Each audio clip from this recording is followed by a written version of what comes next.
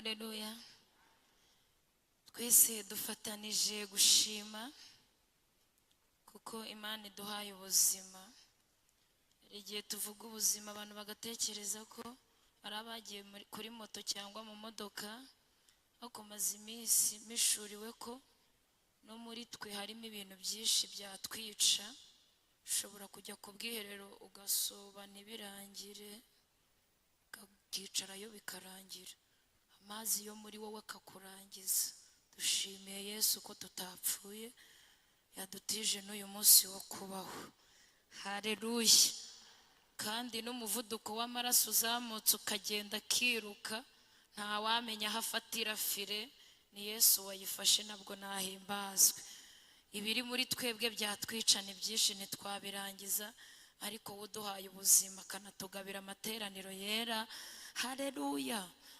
N'ubwenge bwacu bukaba bwatekereje kuza hano akaba ariho turi, nacyo ni igitangaza. Hanyuma kuba tubanye uno munsi, kuko Imana ibyara buri munsi. Nitwa Claudette Mukahirwa, ndi umudamu usengera ku itorero rya Kacyiru muri paruwasi ya Kimihurura. Hanyuma kuba tutabanye ejo, twasomye ijambo ry'Imana turi kwiga muri iki cyumweru, ubuhanuzi bwa Ezekiyeli 47 umurongo wa 1 kugeza kuri 5, ibijyanye n'imbaraga z'umwuka wera, ariko ku bwinshi bw'umugezi w'amazi. Amazi arengera umuntu ntaboneke, niko Daniyeli yabyanditse mu gitabo cye mu bice 2, ngo umugabo bita Nebukadinezari yarose inzozi, ngo abona hari ibuye riremereye, ngo ritafatwa n'amaboko y'abantu, ngo ryikubita ku kintu cy'igishushanyo, ngo kiramenagurika, ngo ahari iryo buye ngo rirahasigara ryonyine. Haleluya.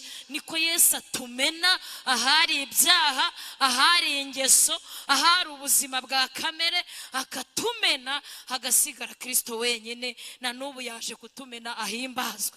Hanyuma ngo iryo buye ntago ryahagumye, ngo ryarakwiriye, ngo rikwira isi. Na n'uyu munsi niyo mpamvu twicaye hano, no kugira ngo ritumene. Asifiwe.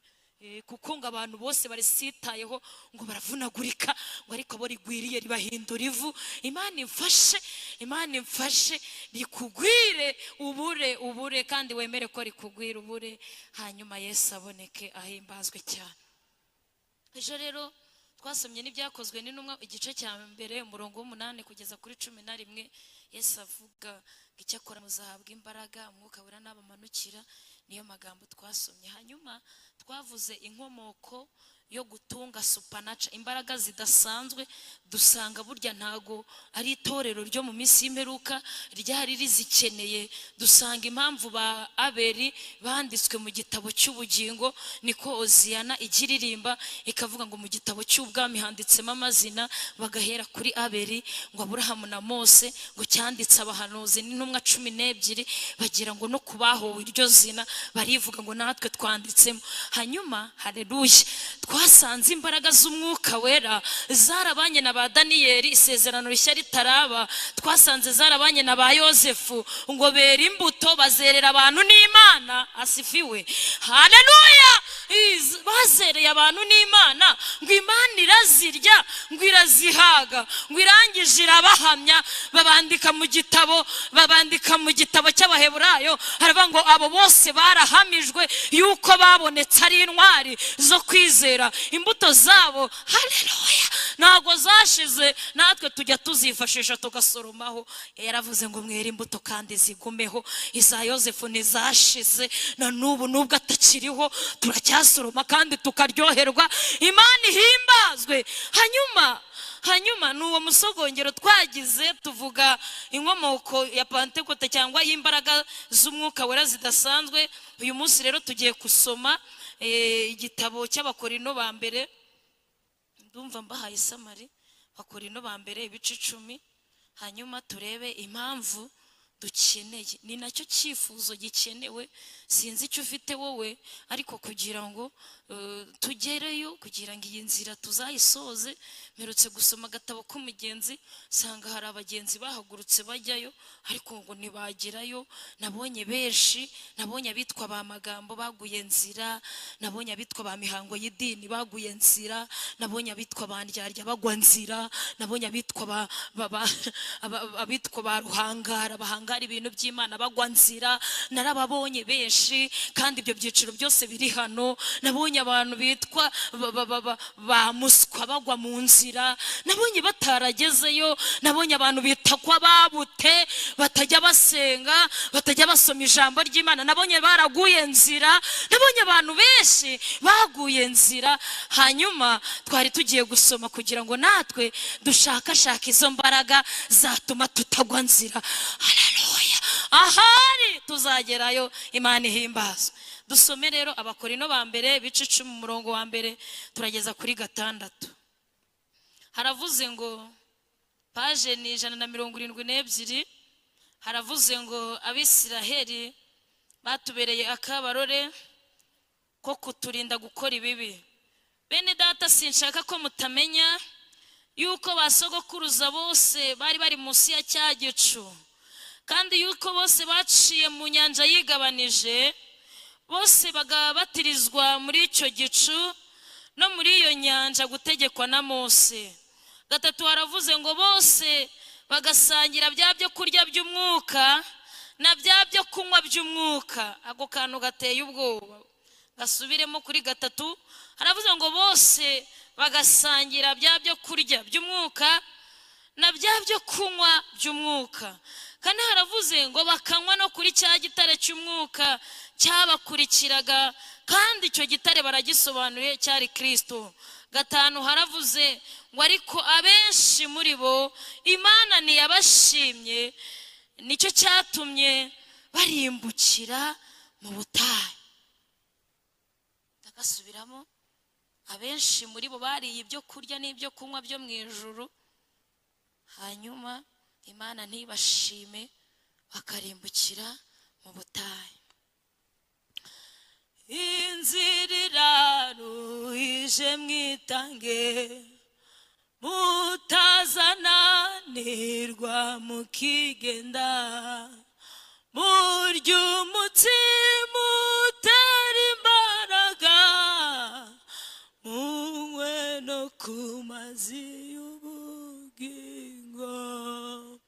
Murya umutsima utera imbaraga, munywe no ku mazi y'ubugingo. Nuko mukora imirimo yanyu, nzajya mbafasha mu mibabaro.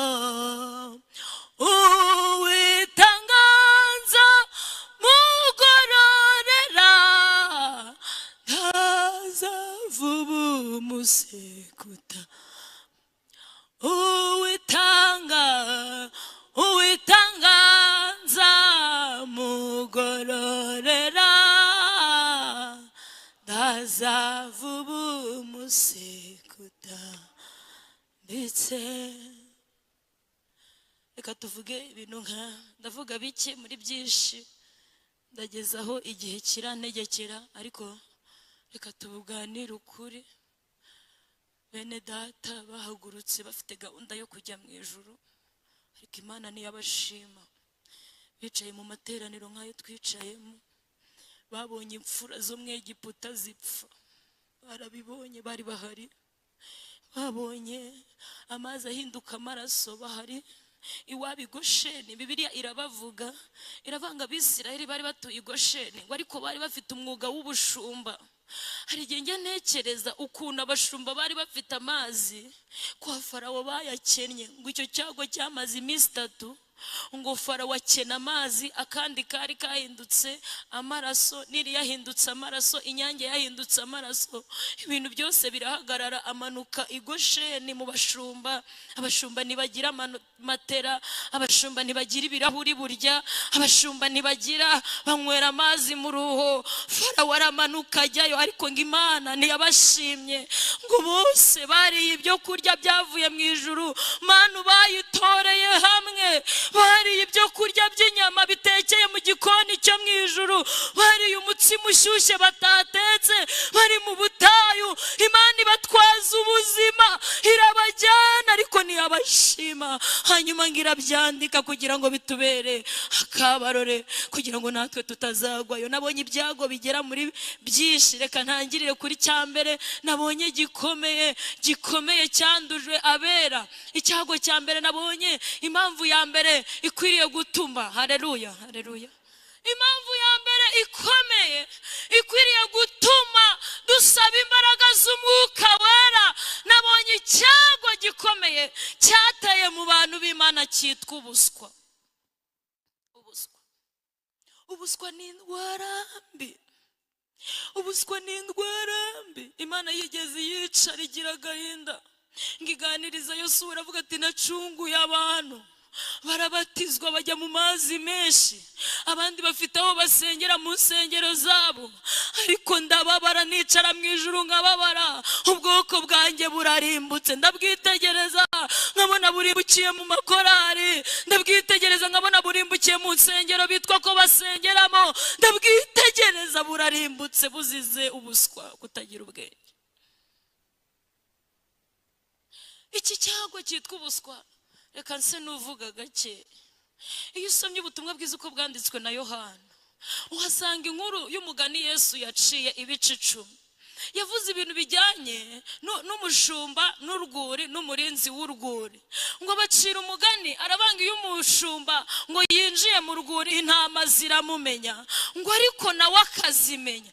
Ngo hanyuma umurinzi w'urwuri ngo agakingurira umushumba, ngo akajya guhura n'intama. Ngo Yesu yitegereje abayuda yaganirizaga, ngo abona ntibabyumvise, ngo arabibasobanurira, arababwira ngo ni njye rembo ry'intama. Asifiwe. Uwinjira muri nge akabishobora atinjiye mu idini, uwinjira muri nge ataje mu kigare, uwinjira muri nge azabona urwuri kandi azajya ibyo kurya bizamutunga, abandi bazasonza wazarya, kuko i Samariya yigeze gutera inzara, ariko ntiyagera kuri Eliya kandi ahaba. Asifiwe Yesu, haleluya. Hari igihe inzara igutera, igatera mu rusengero, ariko Eliya ufite ibyari kurya ikireti, afite ukuntu abayeho, ni Serifati haba hamubikiwe. Abandi barya abana, bagera ku rwego rwo kurya abana, Eliya arya inyama.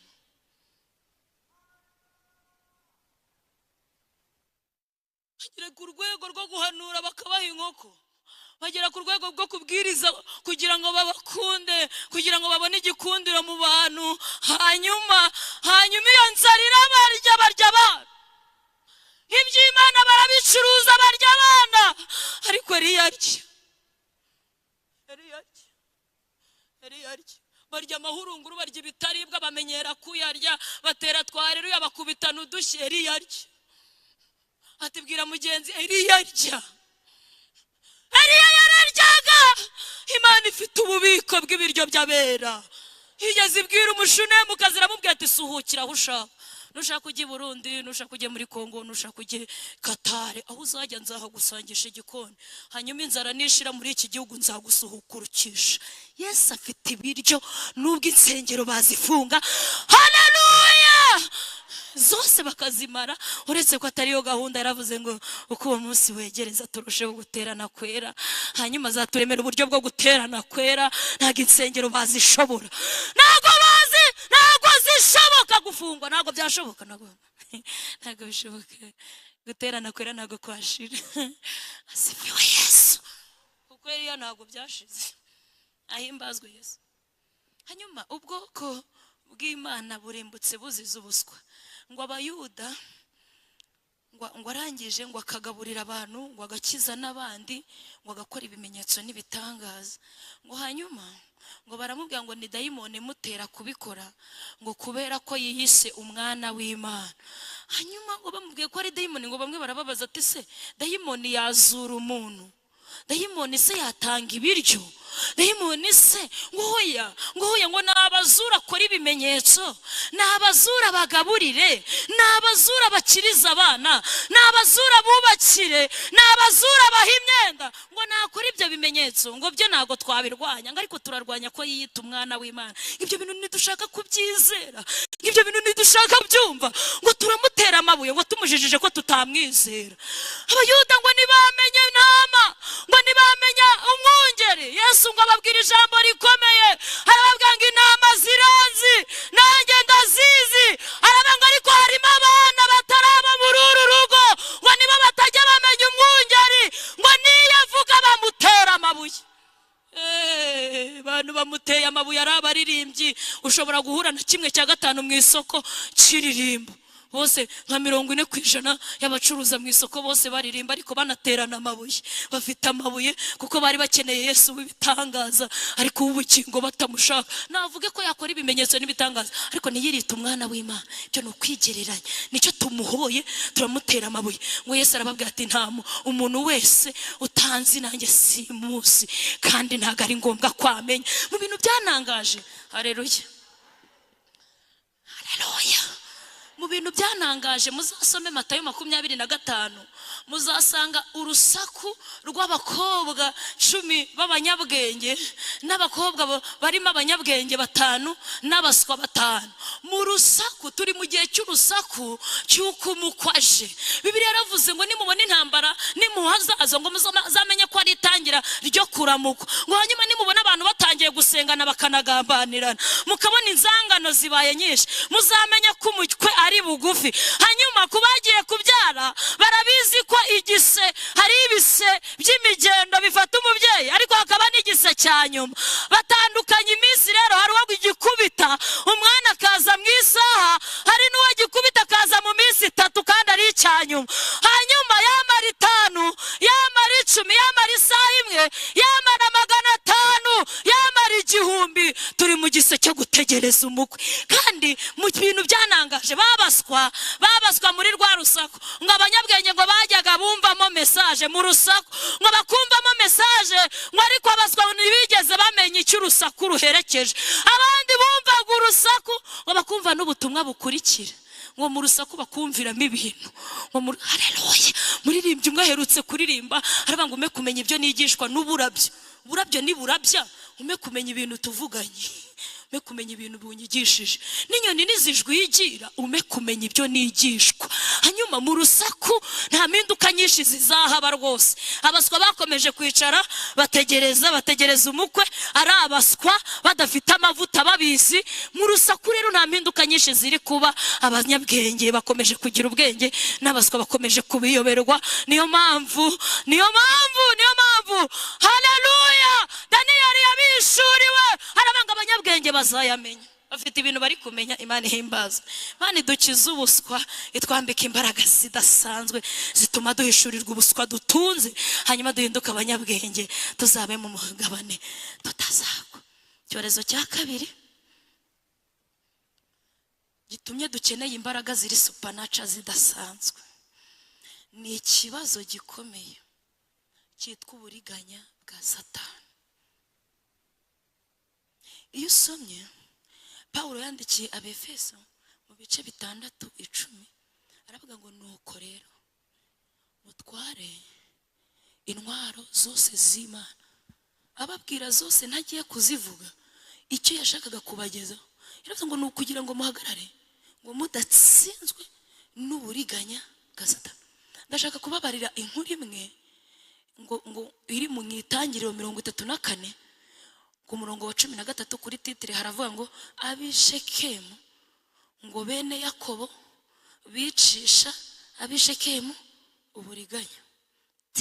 Abanyabwenge, abarokore mutinze mu nsengero kubera kudatunga imbaraga ziri supernatural zidasanzwe, mukagwa mu buriganya. Uburiganya, Satani afite uburiganya. ngo abishekemu bagwije intwaro, ariko ngo barebye bene Yakobo ngo bakajya babona ari bake, ariko ni bake bafite igisekuru, ni bake bafite nyirarume, bafite bene Yakobo, bafite nyirarume, bafite se Yakobo, bene Yakobo bafite se Yakobo uzi gufata uduti akadusoberekeranya akabyaza intama izo zitimye, zikima zikabyara izo zitari zirimo, zikabyara ibihugu bitarabagamo, azi kudusobekeranya. Ni umumajisiye tekinisiye, afite nyina. Bene Yakobo bafite nyirakuru, muracyahari, haleluya. Bene Yakobo bafite nyirakuru uzi kwambika umwana uruhu rwaho se yakora, uruhu rw'ihene mu kanwa, yaririmba ukajya uvuga ati mukozi w'Imana kuko yarwambaye mu kanwa, nyina yararumwambitse. Nabariganya nabahanga mu kuriganya, yarumwambitse ku nkokora, aravuga ati niho se areba, yarumwambika mu kanwa, yavuga indimi, yarwambaye mu kanwa. Yakobo yigeze kwambara uruhu mu kanwa, yavuga ijambo ry'Imana. Abatekinisiye, hanyuma ngarumwambika ajya kubonana nazo, bafite aho bazambaye, bibageza mu budiyakoni, bafite aho bazambaye, bibageza mu bubishopu, bafite aho bazambaye, barazambaye mu bajya kwiyerekana, barazambaye mu kanwa, baravuga we. Hanyuma ngo babicishije uburiganya, ngo barababwira ati okay, umuhungu wawe yakinze Dina, mwikatagure, hanyuma abarwaza bakatane. Sinzi niba murabumva, mukaririmba muri korari mwarakatanye. Abarwaza babwiriza butumwa batemerana bakatane, abashumba bakicarana batemerana barakatanye.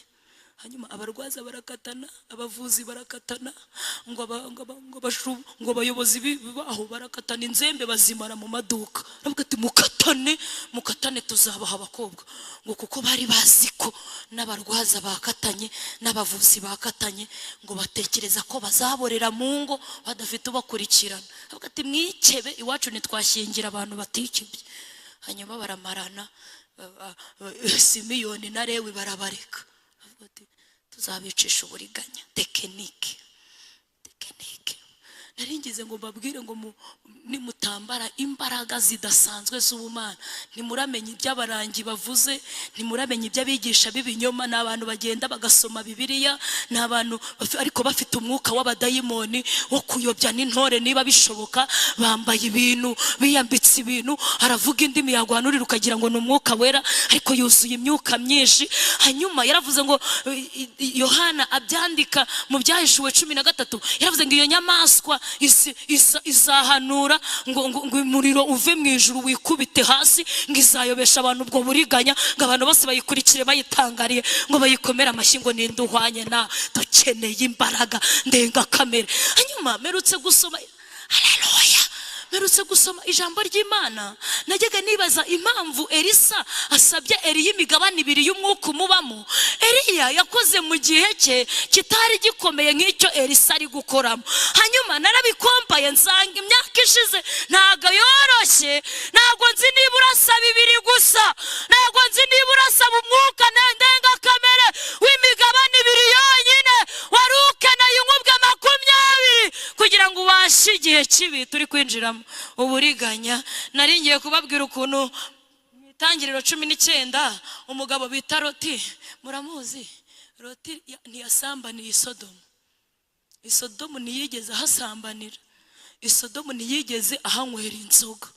Yasambaniye ku musozi w'ubuhungiro, niho yanywereye inzoga, niho yanywereye itabi, niho yanywereye kambuca, niho yamweretse dundundu ubwonko, niho yakubitiye mu manura ijipo. Isowari mu batinganyi yaraharokotse, mu bajya mu bapfumu yaraharokotse, arazamuka hagera Isowari ahahurira n'abakobwa b'abatekinisiye. Naringize ngo nimuta impamvu ya kabiri dukeneye imbaraga ndenga kamere, no kugira ngo duhishurirwe abo bakobwa. Urumva batari abaturanye, ni muri korari, ni mu diyakoni, baradiyakonana na Loti, bajyana muri soroti. N'abakozi b'Imana n'abahanuzi bafite ibyanditswe byera byinshi, ariko Loti asambaniye ku musozi w'ubuhungiro. Nari ngize ngo tutunge. Murumva ibyo hari ikindi cyabishobora? Murumva hari ikindi cyabishobora?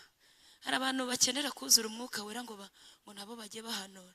Guhanura ntago bigezweho, ntago bikigezweho rwose. No kubwiriza cyane nta cyubahiro kirimo, ntacyo mu ijuru. Nta mazina y'ababwirije ariyo, hariyo amazina y'abantu bakijijwe neza, nibo bazabayo mu ijuru. Nta mazina y'aba worship team bafite mu ijuru, nta mazina y'abashumba bafite mu ijuru. Bafite amazina y'abakijijwe banditse mu gitabo cy'ubugingo. Nta zina na rimwe rizabayo, nta bishop uriyo mu ijuru, nta titre. Hari abakirisitu nubwo utabwiriza, Imana ifite ubushobozi bwo kurara iniga umuntu bakarara babonanye, yamukiza kanseri, bakarara babonanye, yamukiza diyabete, bakarara bahuye. Nta turufirimo yo kubwiriza. Nukuri Imana ifite ubushobozi bwo kwivuga tutaje. Imana ntabwo ibuze ubushobozi bwo kwivuga abantu batahagaze ku gatuti. Yakwivuga nukuri. Nta gitangaza cy'umwigisha kibaho. Marerezema ko nta n'umuntu wigisha. Yaravuze ngo n'umwuka naza azabigisha byose. Ngeze kujya ahantu hamwe mbona umuntu arabwirije hihanye benshi, mbona afata amafoto arafotora. Uraciriritse cyane. Nta muntu wabwiriza abantu ngo bafashwe. N'umwuka wivuga mu bantu. Imana niyo yivuga mu bantu, yagambiriye guha agakiza. Niyo ifite ubushobozi bwo kwivuga. Ninde se muhanga mu kubivuga? Twese ko turwana imwe y'ibintu dushaka guhindura muri Kanani yacu. Se hana afite ibyari kurwana nabyo muri Kanani ye, aho yafashe kugira ngo yirukane abayebusi bitwa ingeso z'umujinya, bitwa ingeso zo kuvuga nabi. Hari utugeso umuntu agenda yikuraho, agenda abyirukana mu isi y'umwuka ye. Nta muntu udafite intambara rero, ntawayisoje. Nta n'igitangaza kizahagarara hano ngo kikubwire ngo intambara narayirangije. Pawulo yigeze avuga ijambo ntavuga, aravuga ngo njye mugera ikirenge mu cyanjye. Nakigeze mu cya Yesu ntabwo ndabivuga. Oya, ntabwo ndahagera. Ariko mbora ninginga Imana, mfite n'amatsiko yo kuzareba. Nabaye mushiki w'uwo muntu, nawe yatangiye ayandika avuga ngo nifuza gukora ibyiza, ibi bikantanga imbere. Ageze hirya aravuga ngo munesheshe ikibi cyiza. Yateraga intambwe adasubira inyuma, avuga ngo ndashaka, hari ikintu mbona ariko nzagisinyira, sindagifata ariko ndacyitegereza nkabona hari ubushobozi, hari uburyo. Kandi ubwo abantu bagisingiriye, natwe hari imbaraga z'Imana.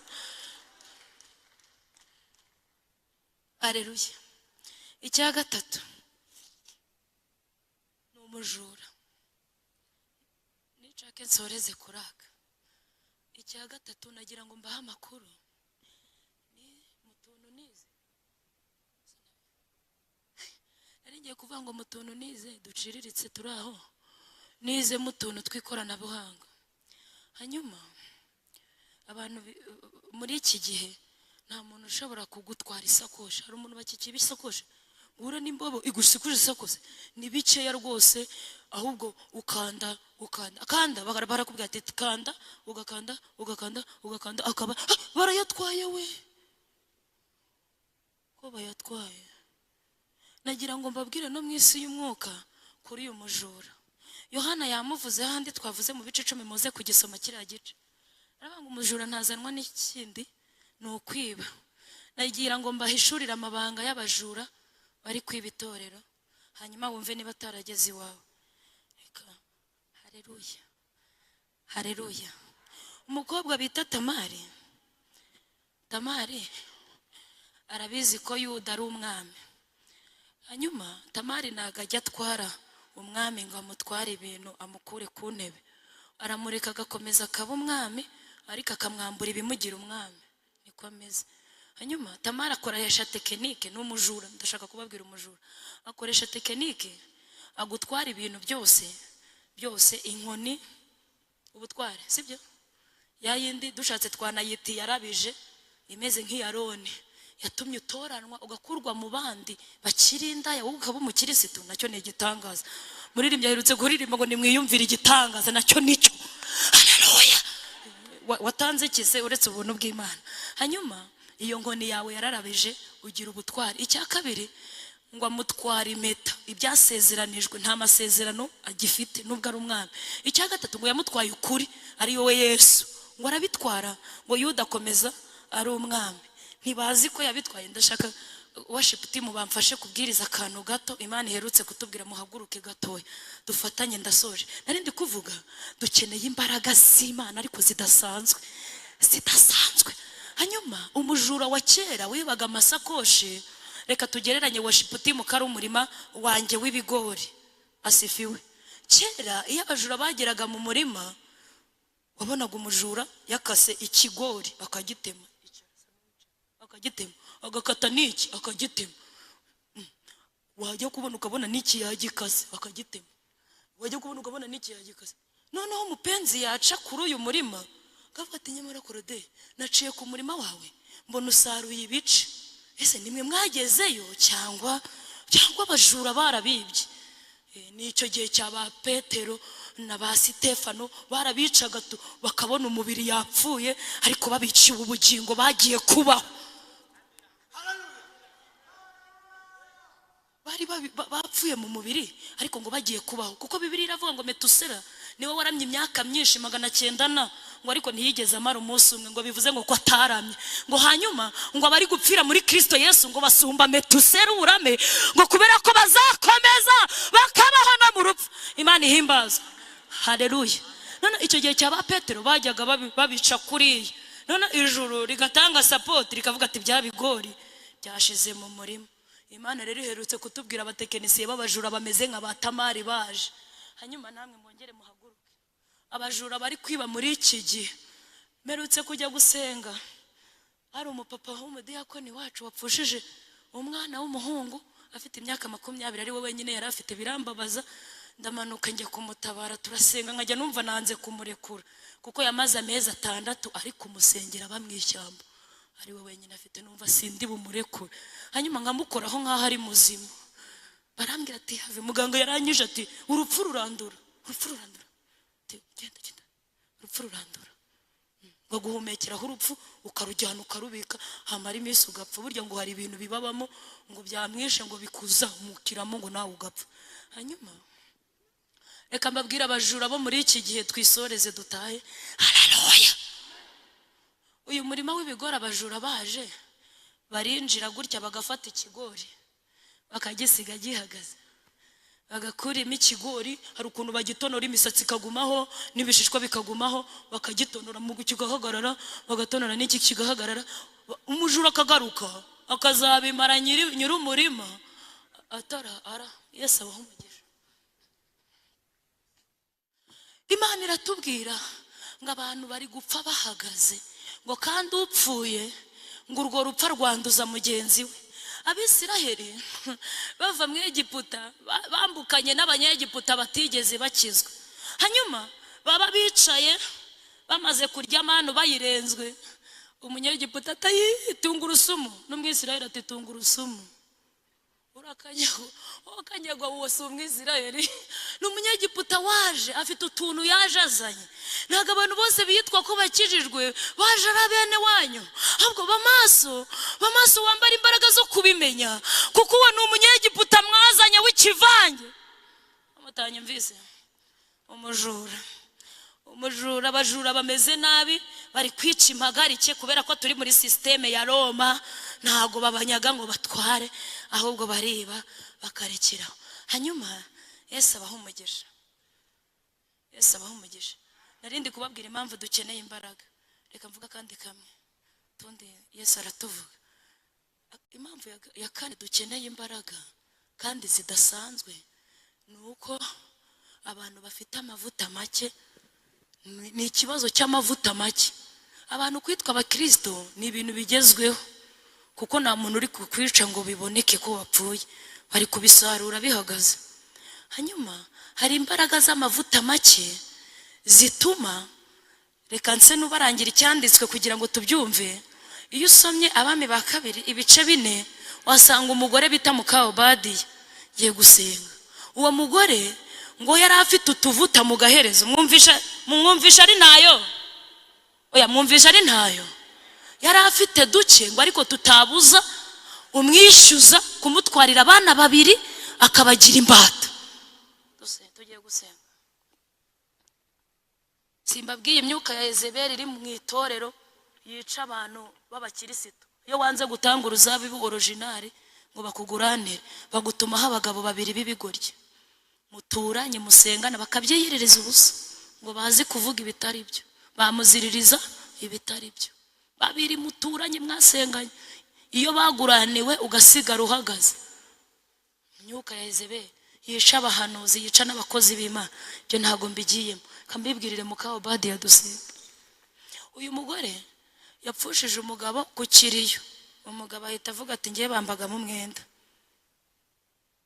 Ako ntago ndabona uvuga ko we yarawurimo, tubona abavuga ko bari babayarimo.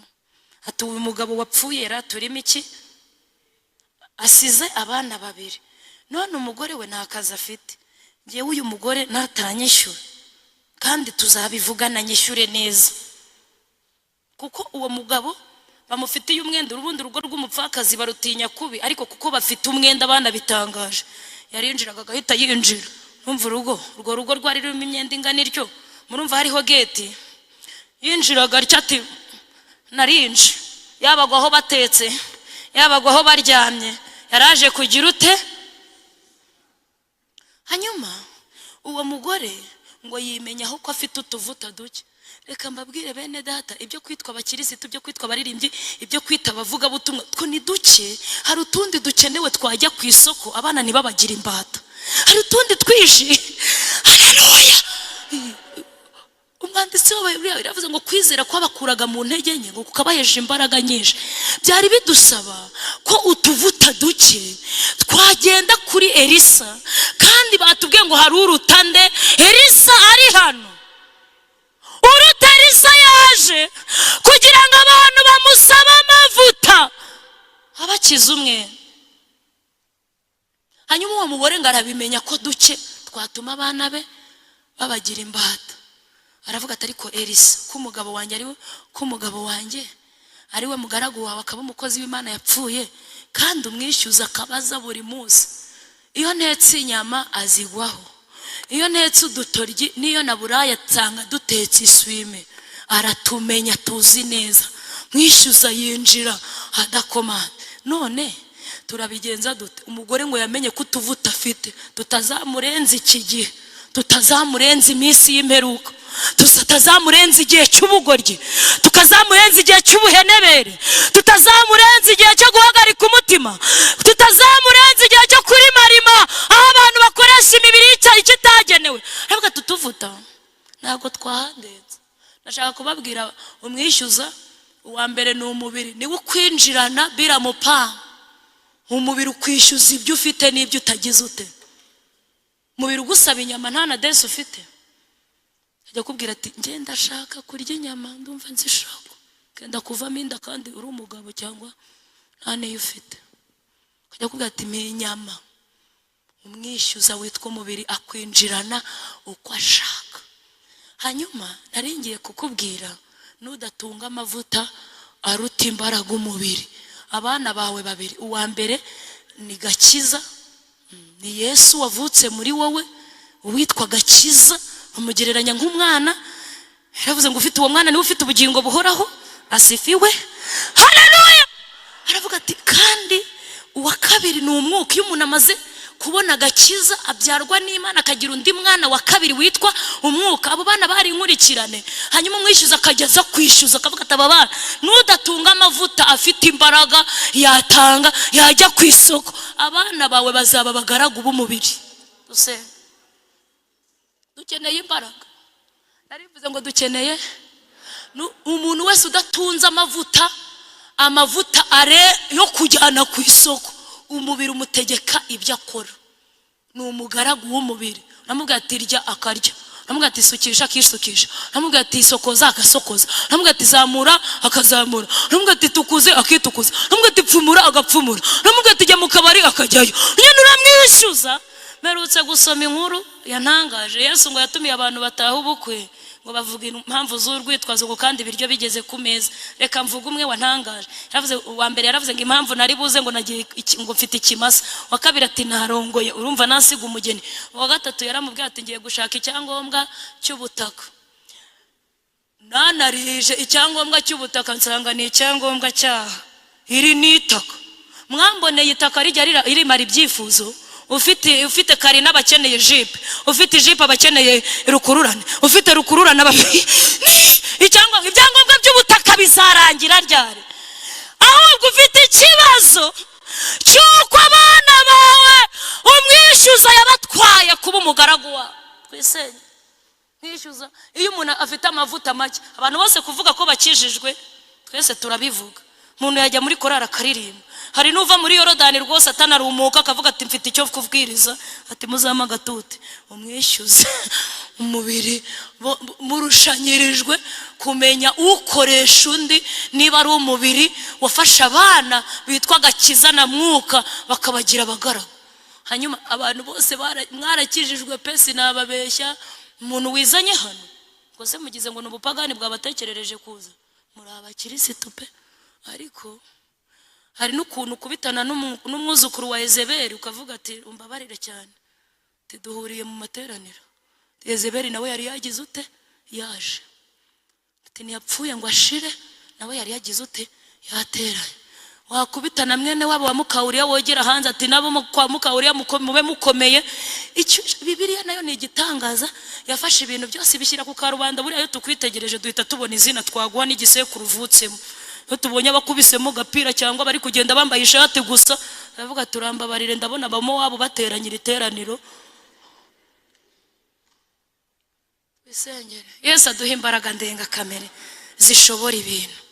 Hanyuma mujye mwambara mufite imbaraga z'Imana, mujye muvuga mufite imbaraga z'Imana, kugira ngo tutazagira imibyizi y'ubusa tugaterana amateraniro ariko ntituzabona icyo twashaka. Ngo se ko mwese mbona muri bakuru, hari umuntu waje hano nko muri entertainment, muri sale y'imyidagaduro, mwaje mwese mufite gahunda yo gushaka Imana. N'ukuri n'uwabitegereza ukuntu mucecetse mukurikiye, umuntu wese ashaka Imana, ariko turushanirizwa ku gutanga iki kiguzi. Ejo rero tuzakomerezaho tuvuga intambwe zadufasha kwakira umwuka w'imbaraga kugira ngo tuneshe ibi bintu, ibyo tuvuze n'ibyo tutavuze. Twahaguruka tugasenga. Yesu abaha umugisha kandi mwakoze kuza. Imana ibaha umugisha.